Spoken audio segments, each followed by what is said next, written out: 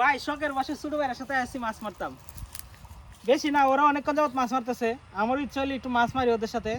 ইনশাল্লাহ আপনারা সাথেই থাকবেন, আশা করি ভিডিওটা আপনাদের ভালো লাগবে। নদীর ধারে ঘুরতে এসে দেখলাম ছোট ভাইরা নদীতে মাছ মারতেছে। আমারও শখ জাগলো ওদের সাথে একটু মাছ মারার জন্য, যে কারণে আমিও নেমে গেলাম নদীতে। জালটা আমি পরিষ্কার করে দিচ্ছি যাতে ভালো করে আমরা টান দিতে পারি এবং ভালো মাছ ওঠে। আর ছোট ভাই একটা বাঁশ করতেছে আর অন্য দিকে আরেকটা বাঁশ করতেছে, যে কারণে আমি দেখতেছি আর বলতেছি এইভাবে যাতে বাঁশটা না কুপে এবং অন্যদিকে নিয়ে যাই। আমি আসছি এই বাঁশটা কোন জায়গায় কুপবে তা দেখিয়ে দেওয়ার জন্য এবং আমি তা সেই জায়গাতে কুপবো। আসলে আমরা মাছ মারার জন্য নদীতে মাঝে মধ্যে এইভাবে আসি এবং মাছ মারতে ভালোও লাগে। গ্রামীণ পরিবেশের মধ্যে এটি একটি সুন্দর মুহূর্ত। আসলে এই মুহূর্তটা সবার সাথে ভাগ করা যায়, যে কারণে মনে হলো ভিডিওটা সংগ্রহ করে রাখি। এবং ছোটো ভাইদের সাথে মাছ মারার সুযোগ সুবিধা সবসময় মিল পড়ে না, অনেক সময় অনেকজনের সাথে মাছ মারা যায়, তবে আমি মাছ মারতে খুব কমই আসি, যে কারণে ইচ্ছে জাগলো আজকে ওদের দেখে মাছ মারার জন্য। আর মনে হলো যে ভিডিওটা আপনাদের সাথে শেয়ার করি, যে কারণে নেমে গেলাম মাছ মারার জন্য। তবে আমরা যে জালটা দিয়ে মাছ মারতেছি এটা আমাদের গ্রামের ভাষায় শিক জাল বলে থাকি। আপনারা এটা কী নামে চেনেন দয়া করে কমেন্টে জানাবেন। আর আমরা যে জাম্বুরিগুলি ভাঙতেছি এটা আমাদের গ্রামের ভাষায় জাম্বুরি বলে, কিন্তু বইয়ের ভাষায় বা অন্যান্য ভাষায় কচুরি পানাও বলে। আপনাদের ভাষায় এটাকে কী বলেন দয়া করে কমেন্টে জানাবেন। তবে সবচেয়ে বড় কথা হচ্ছে এই যে কচুরি পানার যে ফুল দেখতেছেন, এই ফুল দিয়ে পেঁয়াজু তৈরি করা যায় এবং খুব সুস্বাদু খাদ্য হিসেবে ব্যবহার করা যায়। আমরা মাঝে মধ্যেই এটি দিয়ে পেঁয়াজু বানাই আর অনেক ভালো লাগে খেতে। আমরা এগুলো ভেঙে মাছ মারতেছি, জাম্বুরিগুলো আলাদা করতেছি যাতে জাল থেকে মাছ না যেতে পারে, সেজন্য উপর দিকে তুলে আসি।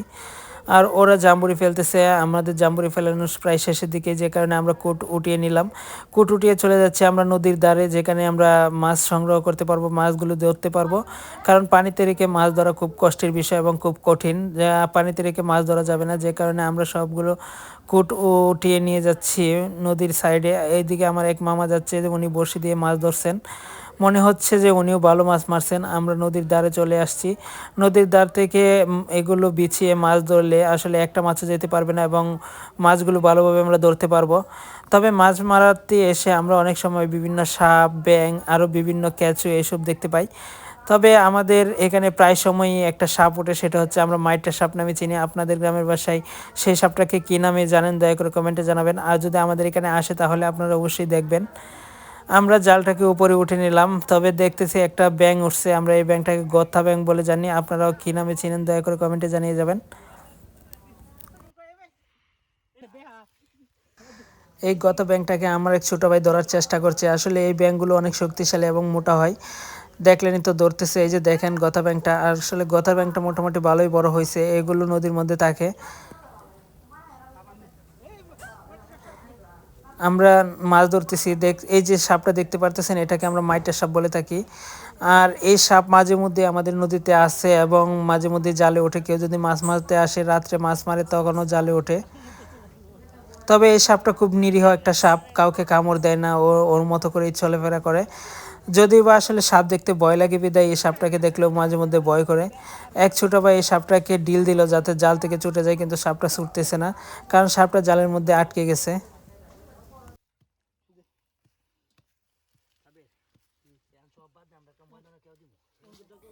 তবে এই শীতের মধ্যে ডুবা ডুবা পানির মধ্যে মাছ ধরলে অনেকটা কষ্ট হয়, কষ্ট হলেও এটা একটা শখের বিষয়, শখে অনেকে মাছ ধরে।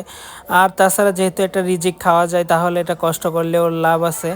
দেখতেই পারতেছেন কিছু মাছ উঠছে, তেমন মাছ উঠে নাই, কারণ নদীতে এখন মাছের সংখ্যাটা খুব কম।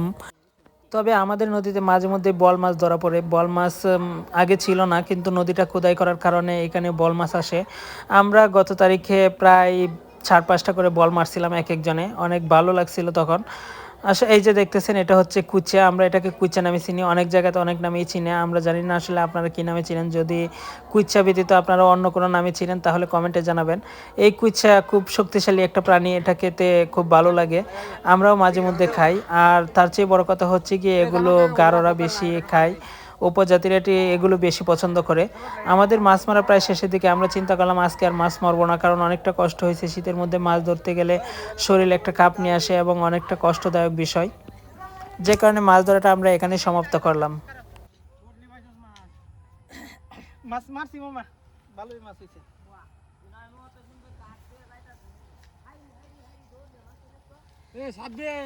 সম্মানিত দেখলেনি তো এই ঠান্ডার মধ্যে শরীর কাঁপতেছে, এমন ঠান্ডা একটা পরিবেশ। এর মধ্যে আমরা মাছ মারতে আসছিলাম ছোটো ভাই ব্রাদারের নিয়ে। আল্লাহর রহমত ভালোই মাছ মারছি। এরকম গ্রামীণ পরিবেশের ভিডিও যদি আপনাদের ভালো লাগে তাহলে লাইক কমেন্ট শেয়ার করে পাশে থাকবেন। আর যদি আমাদের চ্যানেলে নতুন হয়ে থাকেন সাবস্ক্রাইব করতে বলবেন না। আর দেখুন আমরা কী মাছ মারছি। আলহামদুলিল্লাহ অনেকগুলোই মাছ মারছি। ভিডিওটা আর লম্বায়িত করতে চাই না, আজকের জন্য এই পর্যন্তই। আসসালামু আলাইকুম।